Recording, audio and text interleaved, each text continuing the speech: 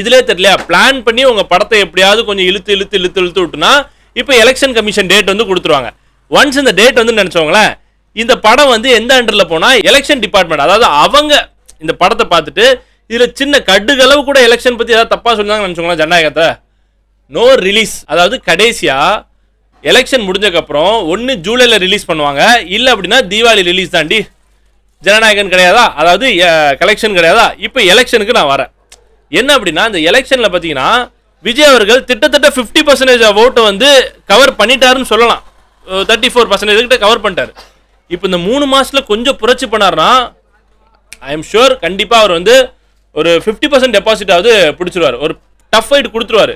ஏன்னா அந்த மாதிரி மனுஷங்களை வந்து நம்ம என்கரேஜ் பண்ணாமல் இப்போ விட்டுட்டு நினச்சோங்களா மக்களாகிய நம்ம அவர் எலெக்ஷன் வந்து 1.5 வருஷம் ஆயிட்டு சார் 1.5 வருஷம் ஆயிட்டு கட்சி தொடங்கி இதை பற்றி ஒரு புரட்சி பண்ணி அட்லீஸ்ட் மக்களாகிய நீங்கள் ஃபேன்ஸ் ஆகிய நீங்கள் இந்த சோசியல் மீடியாவில் அடிச்சுக்காம இந்த தமிழ்நாட்டில் நடக்கிற பிரச்சனையை பற்றி டிவிக்கே சார்பாக நீங்கள் பேசுனீங்கன்னா